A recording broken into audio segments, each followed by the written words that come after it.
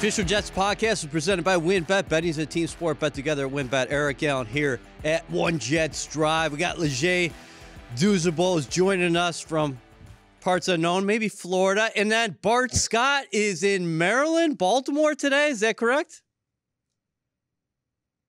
Bart love the kids, feeding the kids. Well, not the kids. He's a grown man, my bad.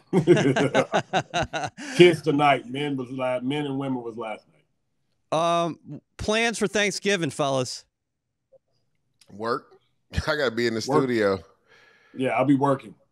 I gotta do get up and first take. Yeah. All right. No rest for the weary, baby. No rest for the weary. Hey. Yeah, we got a CBS game, so I gotta be in the studio. Listen, we are blessed to be able to work in the National Football League. Don't have too much turkey though, because I don't want either one of you guys falling asleep after that tryptophan. Nah, I'm gonna eat after I work. All right, well, let's get to the big news here. The Jets make a quarterback change. Tim Boyle will start in the NFL's first ever Black Friday game as the Jets resume play against the Miami Dolphins here this weekend. Bart, your thoughts on Robert Saleh's decision? I mean, I think it was once you put Tim Boyle in the game, we knew that it symbolized a bigger story to the end. I thought that when he did get in, the ball came out on time. They weren't in sync. You know, you think about the hot route with Dalvin Cook. You know, maybe we can get some of that magic that we had last year when we put in veterans and just seeing the field, ball coming out early, quick decisions, allowing our playmakers to make some plays. You know, I've been screaming for the pony package probably for 5 weeks, so much so that, they put a whole package of me in different suits talking about the pony package. I thought they used it effectively, but then they went away from it. I think that's one of their best personnel groups, and they have to find a way to keep Breece Hall and Dalvin Cook out there at the same time. There's so many things you can do, double screens. You can, fake the handoff with a swing route behind when the other guy with the split backs go behind. You got wheel routes. We saw him use it effectively last year with Michael Carter as the lead blocker. So many different things you can do out of that. Double screens, chipping on the way out, helping out the tackles. So hopefully, now with a quarterback that's a little bit more veteran, that sees the field better, the timing is better in the offense. And maybe we can, keep pace and try to make sure that if that defense continues to perform the way that it is, that we can capitalize on that great defense play. Dudes, give me the scouting report on Boyle. He's a guy who's bounced around quite a bit, but he's got familiarity with the system. And the other thing that Bart said about getting the ball out quicker, I know the Jets have struggled mightily on the offensive side of the ball this year, but they're 18th in yards per play when that ball comes out within 2.5 seconds. And from what I've seen of Boyle is that he's going to get rid of the rock. Yeah, he's got an interesting story, right? Started at UConn, then went to Eastern Kentucky. It's just weird because if you look at his numbers, you would be like, I mean, this guy is the quintessential story as far as never giving up, right? Because his touchdown to interception ratio was always in the negative, but every time he had an opportunity, he took full advantage of it even when he bounced around in the league. You talked about it has real familiarity when Nathaniel Hackett from his time in Green Bay. And Bart alluded to it, right? The ball comes out quick with Boyle, right? He's a veteran quarterback, knows the system, knows where to go with the football. So some of the things that Bart talked about, right? Not having that continuity with some of the receivers and running backs because he hasn't gotten those reps with them. So the only thing that kind of sucks this week is it's a shortened week, right? They play on a Friday game, so he won't have as many practice reps with those guys to build up that timing and continuity. But this is a veteran guy, and to Bart's point, hopefully because he has played some football, he's been around the block, a few times. He's been in the system for a few years, that maybe the offense executes at a higher level. That's what you're hoping when you make this play. In regards to benching of Zach Wilson, right, when you lose through 3 games in a row and the offense has somewhat been anemic, then you're always looking for, quote unquote, a spark, right? I really don't like using that word because I feel like there has to be a reasoning for something to change, right? But ultimately, when the offense has performed how it's performed, something is going to change, and ultimately they decided to switch up the quarterback position. Well, Deuce doesn't like that word, Bart, but can Boyle actually provide a spark? I mean, I think, you have to believe in something, right? So the thing is, sometimes when you make a change, everybody's going to try and believe in that change. And, all it takes is a couple of good balls to kind of get momentum and belief, right? I felt like the belief was gone, right? We saw this happen throughout the league. We saw Matt Canada get fired today simply because it was a loss of belief, right? And when you don't believe, it's like one of those things. Those who say they can, and those who say they can are both usually right. And when you believe that you can do something, you have something to believe in, and usually that positive momentum kind of pushes you forward. Guys are understanding that, hey, we're at least the team and the coach and the organization is hearing our cries and trying to do something to win. Now, with all the things that have happened, right, and how bad it's been, you're still not that far away, right? And like the football guys keep giving you an opportunity. Like teams are losing. Buffalo's got a tough schedule going forward. I'm not saying that the Jets don't, but if they can win one of these games, and that's what we're talking about, if they can split with one of these teams, that just puts them in the mix and it gives them the opportunity to fight another week and another week. We don't know what's going to happen with Cincinnati with their tough schedule. We don't know if the maturity of the Texans will continue to play, and you have an opportunity to add to that, right? And it's funny because the teams that people thought were out of it, Denver, potentially the Raiders, and yourself, can still be alive if you just win a couple games that you're not supposed to win. And we've seen the Jets do that, right? The teams and continue to get hurt. Now, the Jets aren't the most healthiest, but when you think about on the defensive side of the ball, they're still together that way. So they have a unit that can dominate and keep them in the game as other teams are losing key players left and right. I mean, you talk about that Buffalo Bills, and that's why I was hoping that they would put, Boyle in sooner. They lost two more of their defensive starters. Yeah. Those are opportunities, right? And it's like the law of diminishing returns. And that's happening throughout the NFL right now. And the Jets, at least the defensive side of the unit, are still healthy, that they can play on a play with a mismatch and advantage because they have continuity. We talk about all the things that the offense don't have: continuity, healthy guys. They got backups to the backups. The Jets on defense are strong and deep. Dudes, how would you describe Zach Wilson's 3 years to date here in the National Football League? Robert Saleh, he was quick to point out that, listen, an unfortunate series of events here this year for the Jets and Wilson offensively. Yeah, I would say a bit of a roller coaster, right? I mean, go back all the way to 2021, that Tennessee Titans game where, he was throwing off platform, throwing the ball down the field to Corey Davis, probably one of his better performances. And then from the fundamental standpoint, as far as footwork and being able to stay in the pocket and not evade the pocket when you don't have to, when pressure really isn't there, we saw him struggle in that aspect, right? We saw growth in that this year, but then we also saw regression in him holding the ball too much. So a little bit of a roller coaster up and down. I did see growth in him this year in regards to making the simple throws, right? That's where he struggled in his rookie year.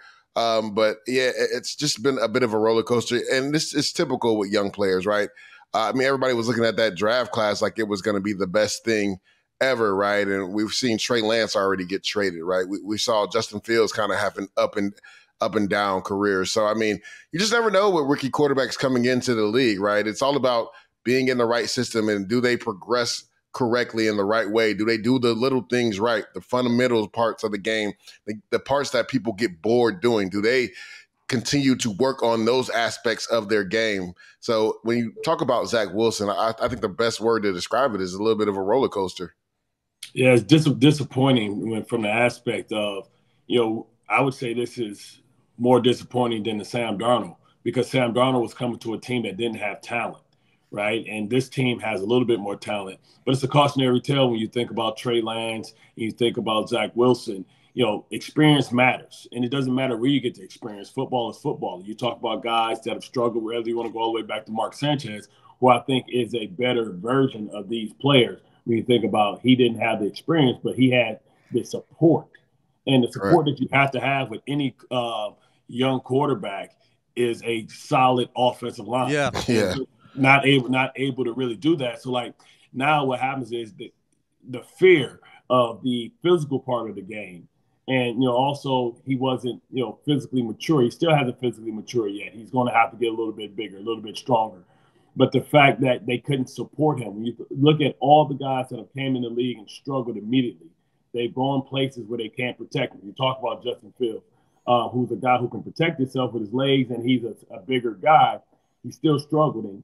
After this season, he'll be on his way out. So you'll talk about 3 guys, within that draft that will find themselves probably on new teams next year because of the lack of protection, where Trey Lance just didn't have enough experience, and he ran into a team that needed to win a Super Bowl, was ready to win a Super Bowl right now, and he got beat out by a guy who had a lot of experience playing football, and all he had to do is see what he was supposed to see and be able to anticipate throws, and that's going to be the downfall of Zach. If Zach wants to remain in this league, he doesn't want to be like Mitchell Trubisky, doesn't want to be like Ponder, doesn't want to be like Josh Rosen.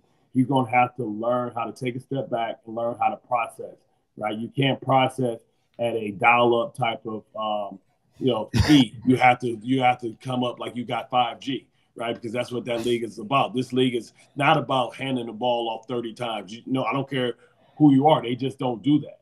It's about being able to drop back and process a lot of moving parts at one time and get the ball out of your hands. Dudes, the Jets are 4-6, 3-game losing streak. They've started 5 different line combinations in the last 5 games, 7 different line combinations overall in 10 games. 13 different offensive linemen have taken snaps for the Jets this year. That's insane. How do you patch it together here? Like you're talking about, it's short week. You got Miami, who, oh, by the way, they're playing really good defense right now in South Florida.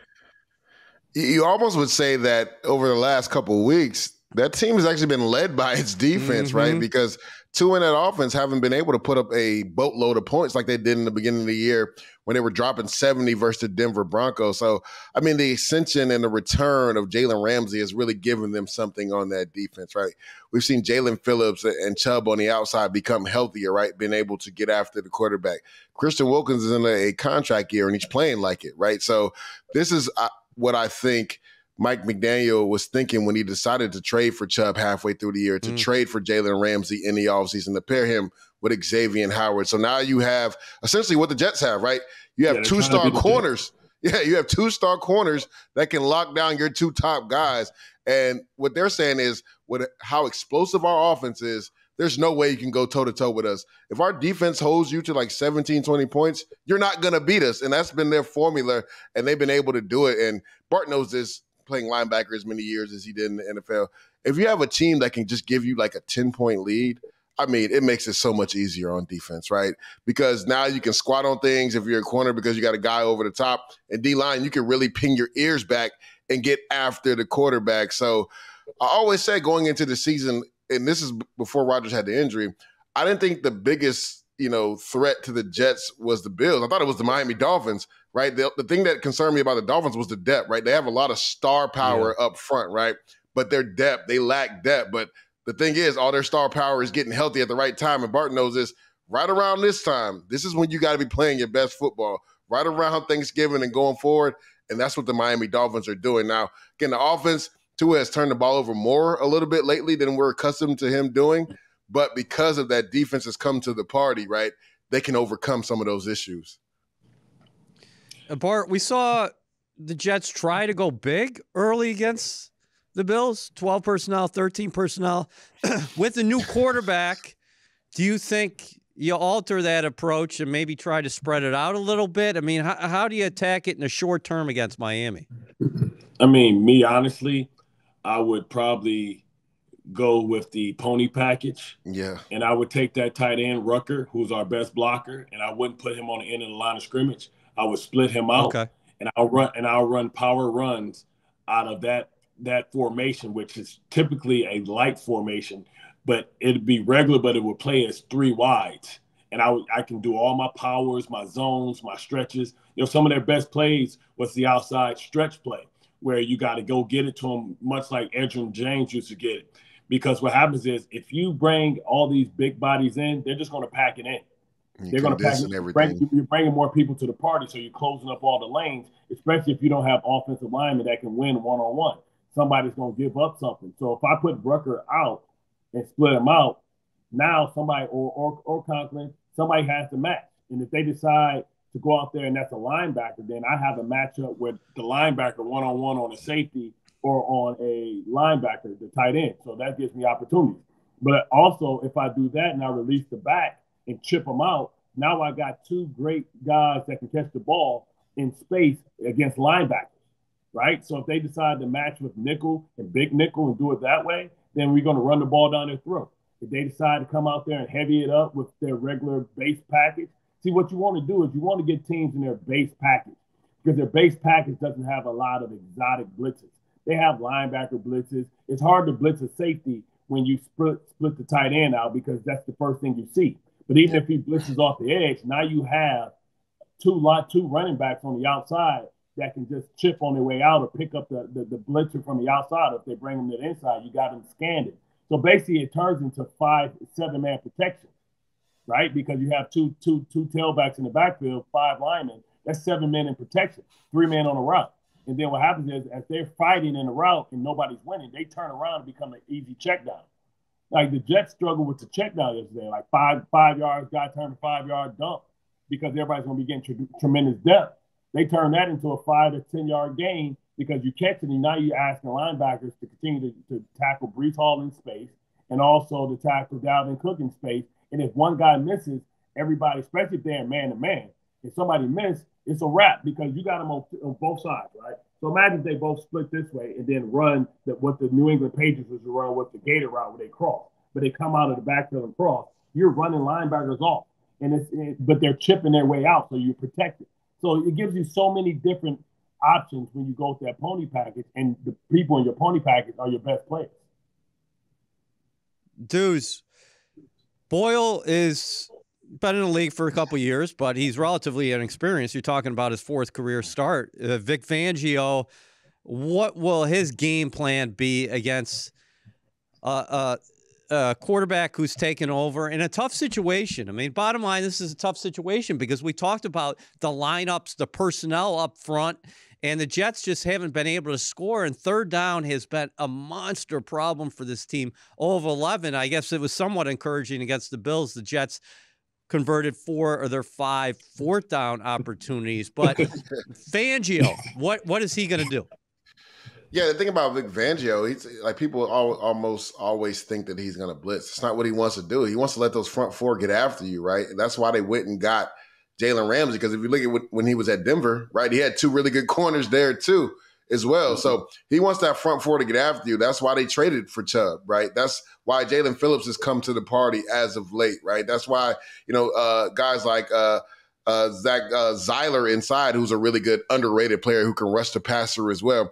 He's going to put these offensive linemen on islands, right? He'll show that he's going to blitz, and then he'll back up out of there, right? And he wants to know if you got your protections down. Bart was talking about this earlier. I think something the Jets should do is with their running backs, they should check inside, then swing out. I don't think we've done that enough this year in regards to protection, right? It's like our running backs are getting out of there quick, but we know, Eric, EA, you told us the stats, right? 13 different linemen have taken starting snaps for the Jets. 6 different offensive tackles have started at offensive tackle. In the interior 3, there's been 7 different players that have swapped out in that interior 3. So as far as having that continuity and having everybody on a string, they just don't really have that because they haven't been able to get the reps with the same starting 5 ever this season. So I think what Bart was talking about as far as the 2 guys chipping out, right, they should check in first, then chip out and get out. My thing is protection is the number one thing, right? You can't worry about the running back getting out of there so fast to be an outlet to the quarterback if the quarterback's on his back. It doesn't matter if you're getting out on routes if the quarterback is literally on his back. So Vic's not going to blitz. He's going to show, right? He's going to show blitz, and then maybe every once in a while. I remember he did this earlier in the year, right? He showed blitz, but then dropped the end, and it still was only a 4-man rush. And Rex Ryan used to do this all the time. Caden Kohu off the slot would come off the edge. So the Jets do need to be prepared for that because Vic Fangio, he's real strategic in when he does blitz, right? It's not – he doesn't do it often, but he's going to dial it up when you least expect it. So the Jets have to be ready for that. So I think protecting is more important than getting people out on the route because even in zone coverage, right, if you have time, guys will uncover it. Bart knows this, right? We always talk about the scramble drill, everybody plastering on the backside. When we say plaster, staying tight to your coverage. Eventually, guys get dropped if you have a lot of time. And the thing is, Boyle has to understand, if you're throwing anywhere near Ramsey and you late with the football, it's going the other way. He had another pick just this past weekend, right, undercutting the in-breaking route. So you better not be late on any in-breaking routes because he's undercutting everything. I will say, go ahead, Bart. That's why I love the split backs, because the backs, when they're split, they're going to be basically right inside the shoulders of the tackles. So now what happens also, you can play with that and you can go into I formation. And really the first team that really did this to us was the Buffalo Bills, because we would blitz a lot. They would go in I formation, and they just fake the ball, and they have the two running backs that take the DN. So you got two on the DN that miss, and they can slide the entire line, to the right or to the left based on who needs the help. But then that back can still check out like Heath Miller used to do for Ben Roethlisberger. He'd be blocking, Ben scrambling, can't find nobody. Turn around. You lose people when they're engaged with blocking. You lose them. And if you miss your block, you just swing and become an automatic hot. All right, a couple things offensively. Then I want to ask you a couple things about the defense here for the Jets.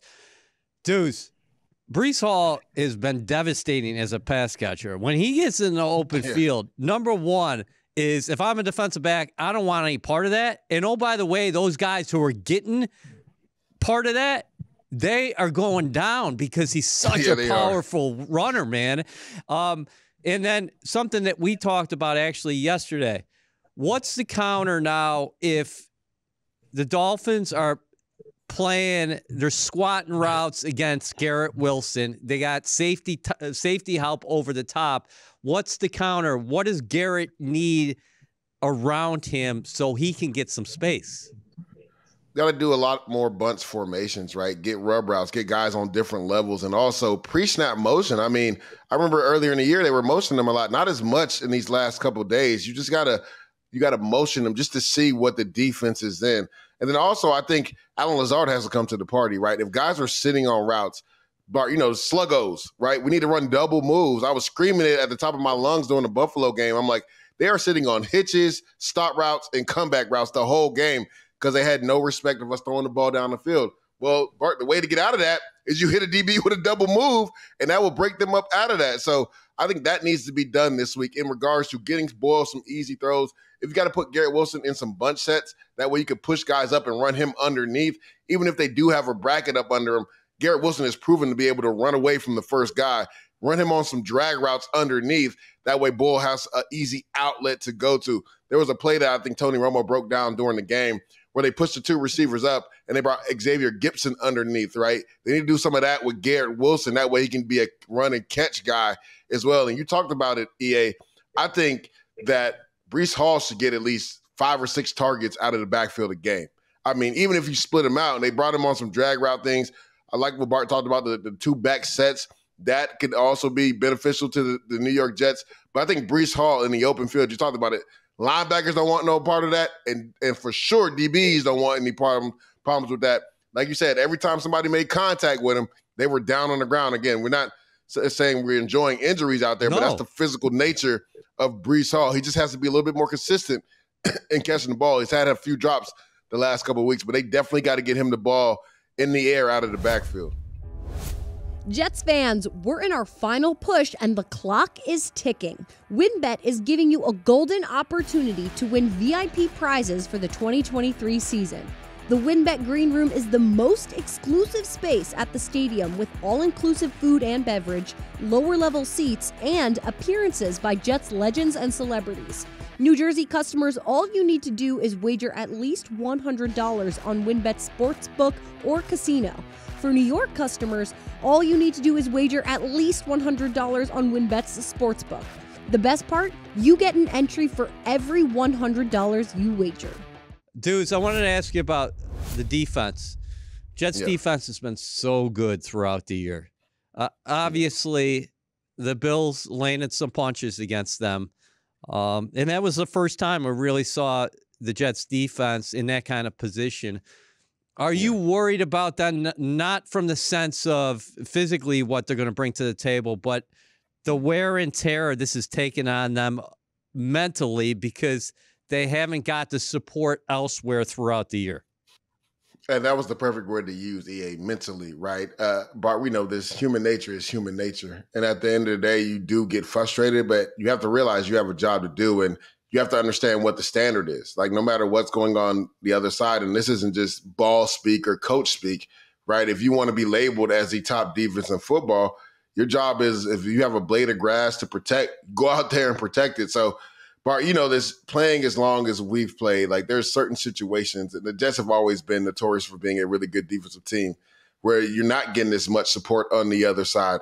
And what do guys do, Bart? They start reeling, right? Mm-hmm. They start trying to make plays that aren't plays to be made, right? You see guys trying to jump routes when they're not supposed to jump routes. We always had, I think DT would always say, make sure you always secure that back arm before going at the ball, especially if you don't know you for sure can get the interception, right? We saw that a few times. We saw it with Brandon Echols. We saw it with Sauce Gardner. And you get it, right? Because you feel like you got to go make a play to change things around. But when it's your time to make a play, just make the play that's required of you, right? Don't live outside yourself. And again, it's easier said than done, to your point, EA, when you feel like you're not getting the support on the other side of the ball. You're like, I gotta create a spark, right? But at the end of the day, just do your job, and a play will come to you when you're supposed to make it. Perfect example, Josh Allen, in Josh Allen fashion, almost threw one to us earlier in the game. When that comes to you, I believe on the out route to the left, you got to make those plays, right?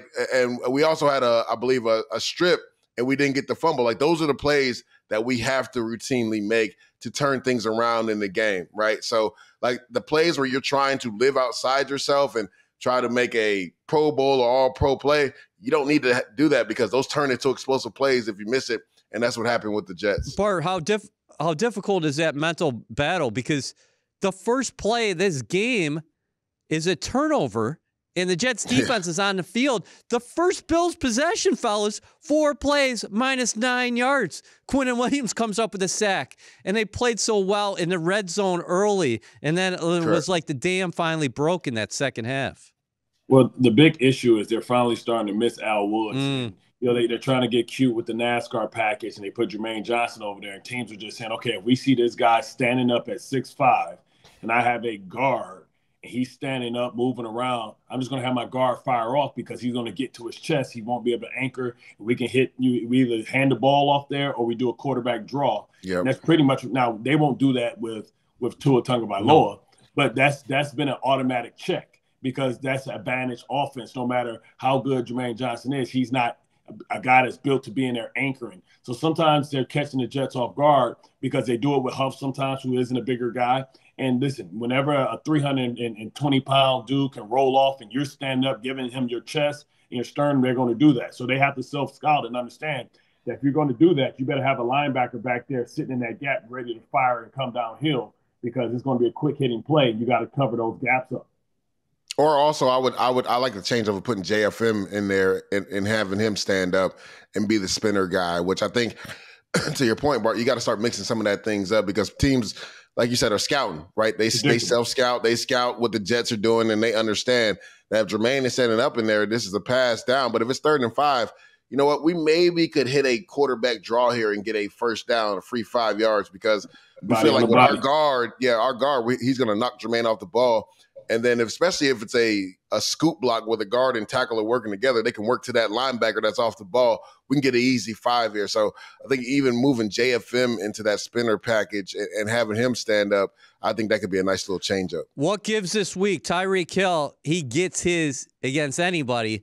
But with that being said, Sauce Gardner and DJ Reed have been outstanding this year. I mean, I'm watching that game in the first half, and yeah, Diggs finishes with about 4 catches, but I think he had less than 30 yards receiving. I don't even know if Gabe Davis played, fellas. Nothing against Gabe Davis. Go ahead, Bart. Oh, no. They're playing at a high level. You talk about the one mental lapse, and then you believe it was cover 3, and it should have been Whitehead down there. And Sauce tried to come over and kind of save the day. You know, understand it's going to come down to those communications late in the game, because teams are always going to take their shots, especially a team like the Miami Dolphins. They're going to have about 1 or 2 shots called, a quarter. So you got to deal with 8 shots, and you got to make sure that you communicate, because if you try and double Tyreek Hill, you better make sure you put hands on him at the line of scrimmage, because if you play off and let him get an opportunity to run, we've seen him split double teams and Tua put it up there and he runs and go get it. And, you think you're going to be flat-footed if you're Whitehead or somebody like that. That's not going to work. You got to put hands on him and have help over the top. That means you got to stop the run with a light box, no H-hand. But that also means that, Mustard, they're going to have the advantage. And, when you're trying to stop with a six-man box, you need your guys to be a player and a half. They can't just be one player. It's got to be a player and a half. Somebody has to win. You can't get up the field because it's going to create lanes. You got to make sure that you sit on the two gap, and you got to understand you'll get to Tua when you can.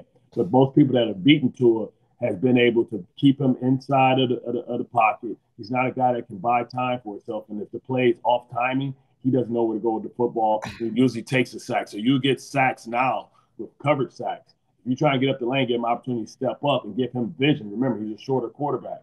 He needs lanes to through as well. Yeah, and if you look at our DBs, more specifically Sauce and DJ Reed, they have been playing at Pro Bowl level. You talked about Gabe Davis and Stephon Diggs not really having a day. I think we really miss Michael Carter. I mean, Khalil Shakir had a really big game against the Jets, but all of that, most of that happened on a 170-plus yard catch, and Bart alluded to that play earlier.